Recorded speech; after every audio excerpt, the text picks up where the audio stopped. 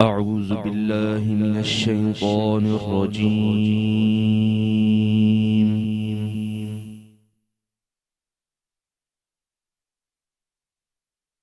بسم الله الرحمن الرحيم.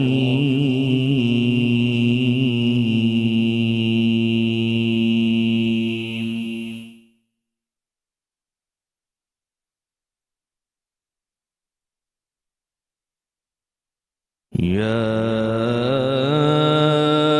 أيها الذين آمنوا لا تلهكم أموالكم ولا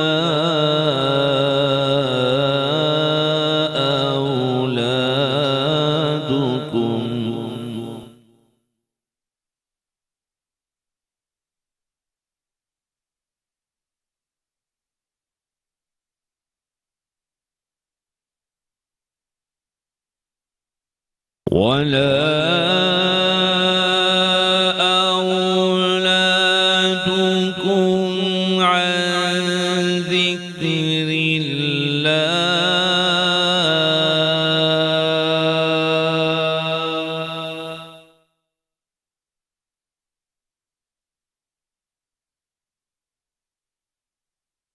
ومن يفعل ذلك فأولئك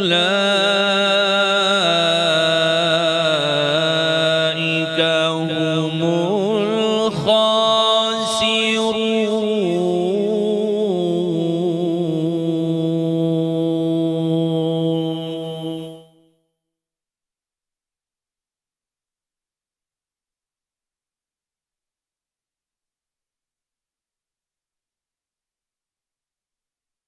وأنفقوا مما رزقناكم من قبل أن يأتي أحدكم الموت فيقول رب لولا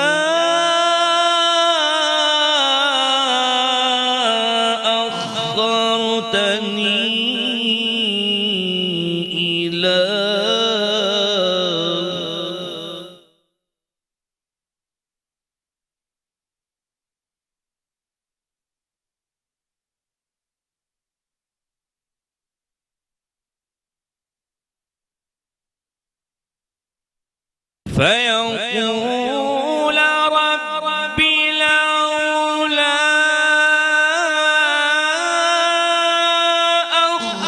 أخرتني إلى أجل قريب فأصدق وأكن من الصالحين.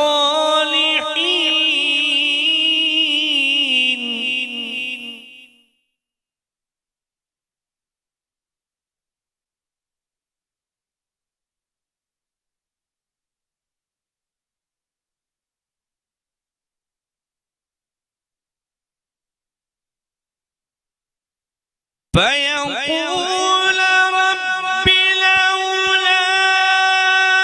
أخرتني إلى أجل قريب فأصدق وأكن من الصالحين.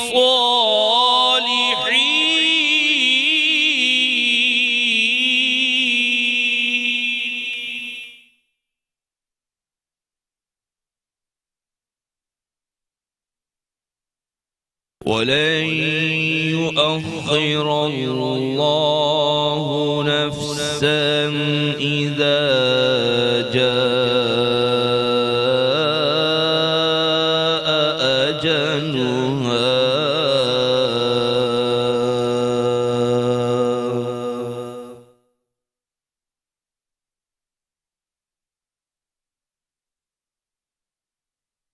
ولن يؤخر الله نفسا إذا جاء أجلها والله خبير بما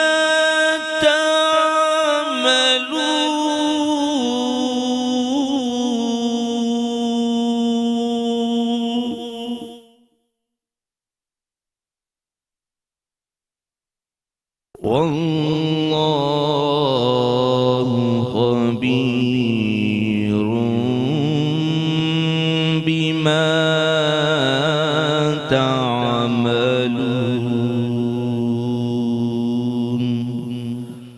صدق الله العظيم.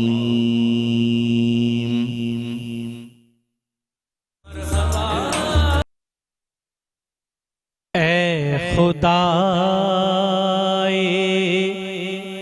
عالم رنگ و بو،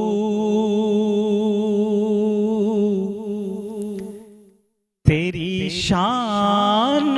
جل جلالہ، اے خدا عالم رنگ و بو، تیری شان جل جلالہ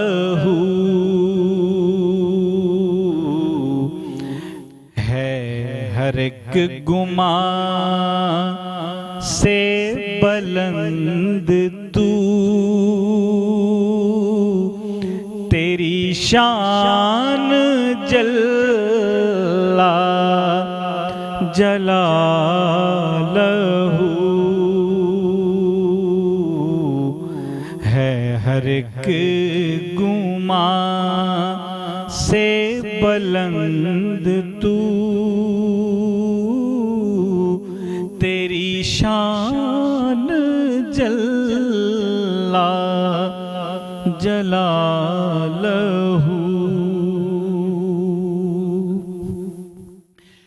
تیرا عکس کونوں مکان میں ہے،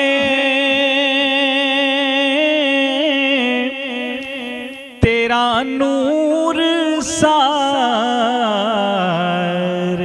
جہاں میں ہے، تیرا نور سارے جہاں میں ہے، تیرے اذن سے ہے ہر ایک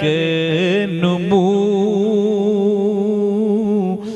تیری شان جل جلالہ،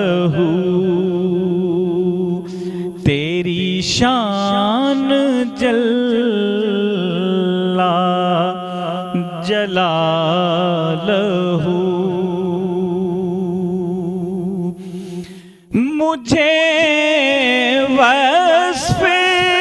صدق مقال دے، مجھے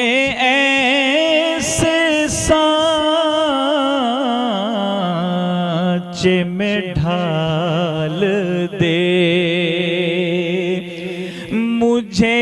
ایسے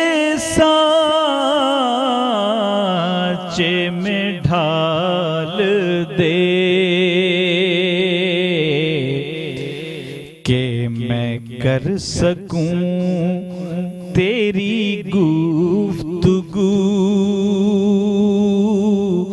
تیری شان جل جلالہ، تیری شان جل جلالہ اے خدائے عالم رنگ و بو تیری شان جلا جلالہ.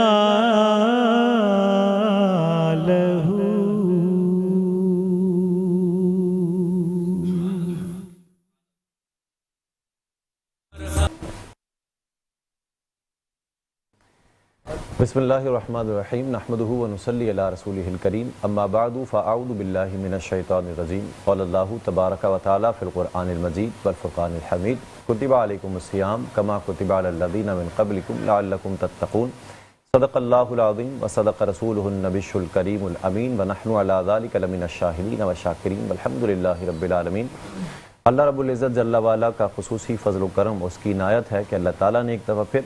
ہم کو ماہ رمضان جیسی نعمت عطا فرمائی اور الحمدللہ ہمیں رحمت کا عشرہ بھی عطا فرمایا. حضور علیہ السلام کے پیارے صحابی حضرت سلمان فارسی رضی اللہ تعالیٰ عنہ فرماتے ہیں کہ جب شعبان کی 29ویں شب آئی تو حضور علیہ السلام نے ہمارے درمیان واعظ فرمایا، یعنی ہمیں خطاب کیا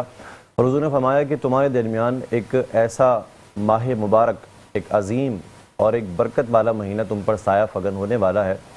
اور اس کا جو فائدہ ہے وہ یہ ہے کہ اس میں روزوں کو فرض قرار دیا گیا ہے اور اس میں رات میں قیام کرنا تمہارے لیے نفل قرار دیا گیا ہے. حضور نے فرماایا کہ اس ماہ مبارک میں نفل کا ثواب فرض کے برابر کر دیا جاتا ہے اور فرض کا ثواب 70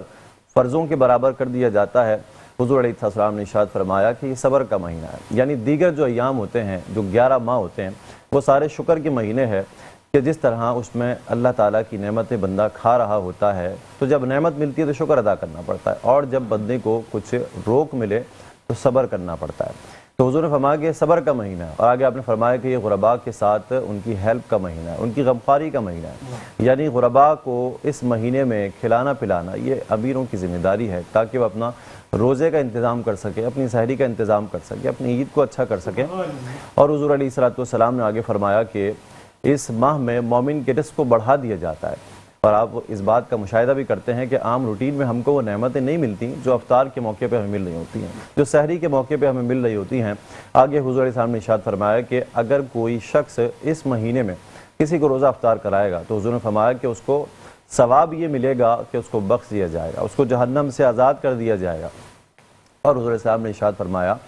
کہ اس بندے کو روزہ دار کا ثواب ملے گا. یعنی روزہ رکھنے میں چونکہ اتنی مشقتیں ہوتی ہیں تو اللہ تعالیٰ کا فضل، اس کی رحمت ہے کہ اللہ تعالیٰ نے روزہ افطار کرانے والے کو بھی روزہ دار کے برابر ثواب دینے کا وعدہ فرمایا. اسی طرح حضور علیہ السلام نے آگے فرمایا کہ اگر کوئی شخص کسی شخص کو بالکل پیٹ بھر کے افطاری کرائے تو اس وقت پھر حضور نے فرمایا کہ اس کو ثواب یہ ملے گا کہ اللہ تعالیٰ اس کو میرے حوض سے ایسا پانی پلائے گا کہ کبھی وہ پیاسا نہیں ہوگا. اور حضور صاحب نے ارشاد فرمایا یہاں تک کہ وہ جنت پہ داخل ہو جائے گا. آگے آپ نے فرمایا کہ یہ جو مہینہ ہے اس کا جو اول ہے وہ رحمت ہے، اور درمیان میں بخشش اور مغفرت ہے، اور آخری جو عشرہ ہے اس کا فرمایا کہ وہ جہنم سے آزادی کا ہے. تو چونکہ ہم رحمت کے عشرے میں ابھی موجود ہیں، اللہ تعالیٰ کی جو رحمتیں ہم پر برس رہی ہیں، تو اس کی اسی بات کو لے کر آگے چلتے ہیں. حضور علیہ السلام نے جو فرمایا کہ اس کا اول جو ہے وہ رحمت ہے. مطلب کیا ہے؟ یعنی اللہ تعالیٰ کی خاص رحمتیں ان ایام میں مومنین پر نازل ہو رہی ہوتی ہیں. کہ آپ دیکھتے ہیں کہ عام روٹین میں بندوں سے 5 وقت کی نماز پڑھنا بھی مشکل ہو جاتا ہے، لیکن یہ اللہ تعالیٰ کا فضل، اس کی رحمت ہے، اور خاص رحمت ہے کہ بندوں کے لیے 20 رکعت پڑھنا ہی مشکل نہیں رہتا، روزہ رکھنا مشکل نہیں ہوتا، سب کچھ اللہ تعالیٰ آسان کر دیتا ہے. تو اللہ تعالیٰ کی رحمتیں ان ایام میں مومنین پر برس رہی ہوتی ہیں. تو رحمت کا معنی کیا ہے؟ رحمت کا مطلب تو ہے رقت قلبی، یعنی دل کا نرم ہو جانا. لیکن اللہ تعالیٰ کے لیے تو یہ معنی مراد ہو ہی نہیں سکتا، کیونکہ اللہ تعالیٰ تو ان اعضاء سے سب پاک ہے. تو مطلب یہ ہوا کہ اللہ تعالیٰ کی رحمت بمعنی نعمت، یعنی اللہ تعالیٰ اپنی نعمت بندوں کو دے رہا ہوتا ہے. اسی لیے حضور السلام کے جو چاہنے والے ہیں، جو علماء ہیں، انہوں نے بیان فرمایا اس بات کو کہ اللہ تعالیٰ کے علاوہ کسی کو رحمان کہنا جائز نہیں ہے. اور اس کی وجہ یہ ہے کہ اللہ تعالیٰ کا جو نام ہے رحمان، تو رحمان کا مطلب یہ ہے کہ رحمان کہتے ہیں ایسی ذات کو کہ جس کی رحمت ہر ایک کو شامل ہو، یعنی چاہے کافر ہو، چاہے مومن ہو، چاہے جانور ہو، چاہے چرند ہو چاہے پرند ہو، سب کو اللہ تعالیٰ کی رحمت جو ہے وہ مل رہی ہے۔ اسی لیے اللہ تعالیٰ کے علاوہ کسی کو رحمان کہنا جائز نہیں۔ اسی لیے اس بات کی اصلاح کرنی چاہیے کہ اگر کسی بندے کو رحمان کہتا ہوا دیکھے تو اس کو کہیں کہ اس کو رحمان نہ کہے، بلکہ اس کو عبد الرحمن کہے کہ رحمان کا بندہ۔ اسی طرح علماء نے بیان فرمایا کہ اللہ تعالیٰ کی جو رحمت ہم لوگوں کو مل رہی ہے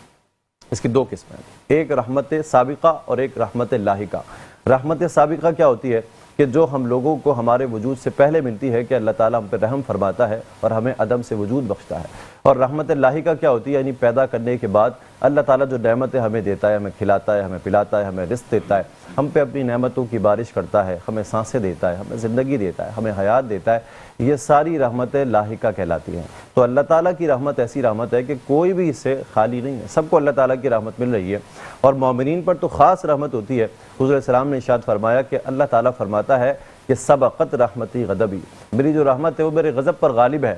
شارحین نے اس کی شرح کو بیان فرمایا اور فرمایا کہ اس کا کیا مطلب ہے، تو فرمایا مطلب یہ ہے کہ آپ اکثر دیکھیں گے دنیا میں اس چیز کا مشاہدہ کریں گے کہ اللہ تعالیٰ کی رحمت کا نزول اکثر ہو رہا ہوگا، یعنی زیادہ تر آپ دیکھیں گے کوئی بیمار ہوگا شفا پا جائے گا، کسی کے پاس مال نہیں ہوگا پیسہ مل جائے گا، کسی کے ساتھ کوئی بھی مسئلہ ہوگا اللہ تعالیٰ اس پر رحمت فرماتا ہے اور اس سے اس پریشانی کو دور کر دیتا ہے۔ لیکن اللہ تعالیٰ کی جو غضب ہے، اللہ تعالیٰ کا جو غضب ہے، اس کا جو نزول ہے وہ بہت کم لوگوں پر ہوتا ہے، اور اکثر ایسا نہیں ہوتا کہ ہر ایک پر عذاب نازل ہو رہا ہو۔ اسی لیے حدیث پاک میں حضور نے فرمایا کہ اللہ کی 100 رحمتیں ہیں اور اللہ تعالیٰ نے ایک رحمت کو بندوں میں تقسیم کر دیا ہے۔ اور آگے حضور نے فرمایا کہ اسی وجہ سے جو وحشی درندے ہوتے ہیں یہ بھی اپنے بچوں سے محبت کرتے ہیں، یعنی جس طرح آپ دیکھتے ہیں کہ جو وحشی جانور ہوتے ہیں یہ ایک دوسرے کو کاٹتے ہیں، چیر پھاڑنے کی ان کی عادت ہوتی ہے، نوچنے کی عادت ہوتی ہے، کسی کو برداشت نہیں کرتے، غصہ اور غضب ان کے اوپر غالب رہتا ہے، لیکن چونکہ اللہ تعالیٰ نے اپنی رحمت ان کے اندر رکھ دی ہے تو اسی وجہ سے یہ بھی اپنے بچوں سے محبت کرتے ہیں۔ آگے حضور علیہ السلام نے اور ایک حدیث کو بیان فرمایا، اور چونکہ یہ ساری باتیں آپ کو بتانے کا مطلب یہ ہے،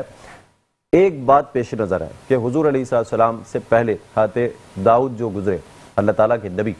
تو ان نبی کو اللہ تعالیٰ نے ایک وحی کی اور ان سے فرمایا کہ آپ لوگوں کو میرا محبوب بنائیے، مجھے لوگوں کا محبوب بنائیے۔ تو انہوں نے کہا اللہ میں کیسے تجھے لوگوں کا محبوب بناؤں؟ تو اللہ تعالیٰ نے فرمایا کہ لوگوں کو میری رحمت کے تذکرے سنائیے، کہ جب آپ یہ سنائیں گے تو ان کو مجھ سے پیار ہو جائے گا، مجھ سے محبت ہو جائے گی، میرے قریب ہو جائیں گے، مجھ سے دور نہیں جائیں گے۔ تو یہ ساری باتیں آپ کو بتانے کا مطلب یہ ہے کہ چونکہ عشرہ رحمت چل رہا ہے تو جب رحمت کی باتیں آپ سنیں گے تو آپ اللہ تعالیٰ کے قریب ہو جائیں گے۔ اللہ تعالیٰ کے رسول صلی اللہ علیہ وسلم نے ارشاد فرمایا کہ ایک شخص تھا کہ جب اس کے انتقال کا وقت آیا اور اس وقت اس نے پہلے کچھ گناہ کیے ہوئے تھے، اس نے کہا اپنی اولادوں سے، اس نے کہا کہ جب میرا انتقال ہو جائے تو میرے جسم کو جلا کے میری راکھ کو اس کو ہواؤں میں اور سمندروں میں اور جنگلوں میں اڑا دینا۔ تو اس کی اولادوں نے اس وصیت کے طور پہ ایسا ہی کیا، اور جب ایسا کیا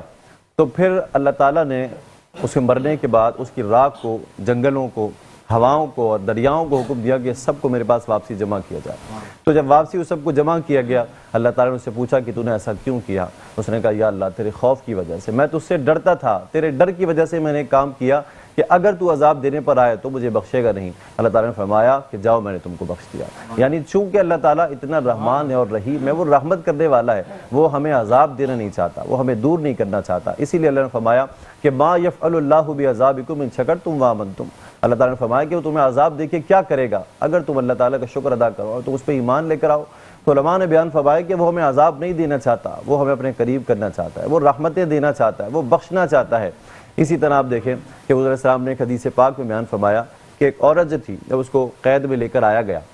تو لوگوں نے اس کو دیکھا کہ اس کی چھاتی سے دودھ چھلک رہا ہے، یعنی ٹپک رہا ہے۔ صحابہ نے کہا کہ یا رسول اللہ، حضور علیہ السلام نے صحابہ سے کہا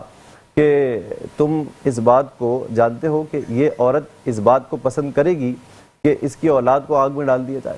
تو صحابہ نے کہا یا رسول اللہ، یہ تو اس طریقے سے بچوں کو اپنے ڈھونڈ رہی ہے قید میں، تو جس بچے کو پکڑتی ہے اپنا بچہ سمجھ کے اس کو دودھ پلانے لگ جاتی ہے، تو یہ تو اگر قادر بھی ہو گئی اپنے بچے کو آگ میں ڈالنے پر تو بھی نہیں یہ اس کو آگ میں ڈالے گی، کیونکہ تو اس کو حیات دینا چاہتی ہے، اس کو دودھ پلانا چاہتی ہے۔ حضور علیہ السلام نے ارشاد فرمایا کہ اللہ تعالیٰ اس سے بڑھ کر اپنے بندوں سے محبت کرتا ہے، تو جب اللہ اپنے بندوں سے اتنا محبت کرتا ہے تو پھر وہ کیسے عذاب میں ڈالے گا؟ تو خلاصہ کلام یہ ہے کہ وہ ہمیں عذاب نہیں دینا چاہتا، وہ ہمیں اپنے قریب کرنا چاہتا ہے۔ اسی لیے اس ماہ مبارک میں جو یہ رحمت کا عشرہ چل رہا ہے، اپنے آپ کو اللہ تعالیٰ کے قریب کرنے کے لیے وہ ساری چیزیں اختیار کرے، اللہ کی رحمت سے مایوس نہ ہو۔ بس آخری بات کہ حضور علیہ السلام کے چچا حضرت حمزہ جب ان کا وصال ہوا اور وحشی نے ان کو قتل کر دیا، تو وحشی جو تھے، حضور علیہ السلام نے ان کے پاس چند لوگوں کو بھیجا اور ان سے کہا کہ ان کو اسلام کی دعوت دے۔ جب وحشی کو اسلام کی دعوت دی گئی تو وحشی نے کہا آپ کیسے مجھے اسلام کی دعوت دے رہے ہیں؟ آپ تو کہتے ہیں اس نے چوری کی، اس نے زنا کیا، اس نے قتل کیا، اس کو تو عذاب ہوگا اور قیامت کے دن اس کو دگنا عذاب دیا جائے گا، تو آپ کیسے مجھے اپنے دین کی دعوت دے رہے ہیں؟ میں نے تو قتل کیا ہوا ہے۔ تو حضور علیہ السلام سے محبت کرنے والا رب اللہ تعالیٰ نے آیت کریمہ نازل فرمائی۔ اللہ نے فرمایا کہ الا من تاب وآمن وعمل صالحا اولئک یبدل اللہ سیئاتہم حسنات۔ اللہ تعالیٰ نے فرمایا کہ اگر کوئی توبہ کر لیا اور ایمان لے کر آئے اور اچھے اعمال کرے تو پھر اللہ تعالیٰ اس کے گناہوں کو نیکیوں میں تبدیل کر دے گا۔ وحشی نے کہا آپ اگر یہ بات کہہ رہے ہیں تو اس پہ تو ایک قید لگا دی گئی ہے، نیک کام کرنے کی قید لگا دی گئی ہے کہ نیکیاں کریں گے تو پھر گناہوں کو نیکیوں میں تبدیل کیا جائے گا، کیا میرے لیے کوئی اور بھی رعایت ہے؟ اللہ تعالیٰ نے آیت کریمہ نازل فرمایا ان اللہ لا یغفر ان یشرک بہ ویغفر ما دون ذلک۔ اللہ نے فرمایا کہ اللہ شرک کو نہیں بخشے گا لیکن اس کے علاوہ جو گناہ ہوں گے اللہ تعالیٰ اس کو بخش دے گا۔ وحشی نے کہا کہ اس میں تو اللہ کی چاہت پر بات موقوف ہے، یعنی اللہ چاہے گا تو بخشے گا اور اس نے نہیں چاہا تو نہیں، تو بخشش نہیں ہو سکتی، تو لہٰذا کیا اور بھی کوئی میرے لیے رعایت ہے؟ تو اللہ تعالیٰ نے پھر آیت کریمہ نازل فرمائی اور کس قدر خوبصورت انداز میں اللہ تعالیٰ نے بندوں کو اپنے قریب کیا۔ اللہ نے فرمایا قل یا عبادی الذین اسرفوا علی انفسہم لا تقنطوا من رحمت اللہ۔ اللہ نے فرمایا کہ آپ ان سے کہہ دیجئے اے میرے وہ بندوں جنہوں نے اپنی جان پر ظلم کر لیا۔ کس قدر پیارا انداز ہے کہ بھاگے ہوئے کو بلانے کا، ایک نافرمانی کر کے جانے والے شخص کو بلانے کا کتنا پیارا انداز ہے کہ اللہ فرما رہا ہے اے میرے بندے، اے میرے وہ بندے کہ جس نے اپنی جان پر ظلم کر لیا، لا تقنطوا من رحمت اللہ، اللہ کی رحمت سے مایوس نہ ہونا، ان اللہ یغفر الذنوب جميعا، اللہ تعالیٰ تو سارے گناہوں کو بخش دے گا۔ پھر جب وحشی نے اس بات کو سنا تو پھر حضور السلام کے پاس ہے، کہا اب میں مطمئن ہوں، پھر اسلام لے کر آئے رضی اللہ عنہ۔ اور پھر اس کے بعد جب وحشی کے یہ سارے معاملے کو دیکھ کر بعض لوگوں نے کہا کہ کیا یہ سارا معاملہ وحشی کے لیے ہی ہے یا ہمارے لیے بھی ہے؟ یعنی ہم بھی اگر چوری کر لیں، گناہ کر لیں، اس طرح زنا کر لیں، قتل کر لیں تو کیا ہمیں بھی بخش دیا جائے گا، یا صرف یہ ان کے لیے خصوصیت کے ساتھ یہ ان کے لیے حکم ہے؟ حضور نے فرمایا یہ حکم عام ہے، یعنی جو بندہ بھی کبھی ایسا کر لے کہ وہ گناہ کر لے، قتل کر لے، شرک کر لے، زنا کر لے، تو وہ جب بھی اللہ کی بارگاہ میں حاضر ہوگا اللہ تعالیٰ اس کو بخش دے گا، اس پر رحم فرمائے گا۔ لہٰذا اس ماہ میں اللہ تعالیٰ کی رحمت کو طلب کرتے ہوئے اس کی بارگاہ میں حاضر رہیں، اس سے گڑ گڑائیں، اس سے مانگیں، اس کے سامنے عاجزی کریں اور کبھی بھی اس سے دور نہ جائیں۔ اللہ ہم سب کو اپنا قرب عطا فرمائے۔ ہم نے آنکھوں سے دیکھا نہیں ہے مگر، ہم نے آنکھوں سے دیکھا نہیں ہے مگر، ان کی تصویر سینے میں موجود ہے، جس نے لا کر کلام الہی دیا، جس نے لا کر کلام الہی دیا، وہ محمد مدینے میں موجود ہے۔ پھول کھلتے گئے پڑھ پڑھ کے صلی اللہ، جھوم کر کے گے رگی گئے یہ باد صبا، ایسی خوشبو چمن کے گلوں میں کہاں، ایسی خوشبو چمن کے گلوں میں کہاں، جیسی خوشبو نبی کے پسینے میں گئے۔ اور غم نے مانا کہ جنت بہت ہے حسین، چھوڑ کر ہم مدینہ نہ جائیں کہیں، یوں تو جنت میں سب گئے مدینہ نہیں، یوں تو جنت میں سب گئے مدینہ نگی، اور جنت مدینے میں موجود گئے، جس نے لا کر کلام الہی دیا، وہ محمد مدینے میں موجود گئے، اور بے سہاروں کو سینے سے لپٹا لیا، بے سہاروں کو سینے سے لپٹا لیا، جس نے جو مانگا اس کو عطا کر دیا، وہ فقیروں کے افسر شگے انبیاء، وہ شہنشاہ مدینے میں موجود گئے، چھوڑنا تیرا طیبہ گوارا نگی، سارے عالم میں ایسا نظارہ نگی، چھوڑنا تیرا طیبہ گوارا نگی، سارے عالم میں ایسا نظارہ نگی، ایسا منظر زمانے میں دیکھا نگی، جیسا منظر مدینے میں موجود گئے، جس نے لا کر کلام الہی دیا، وہ محمد مدینے میں موجود گئے۔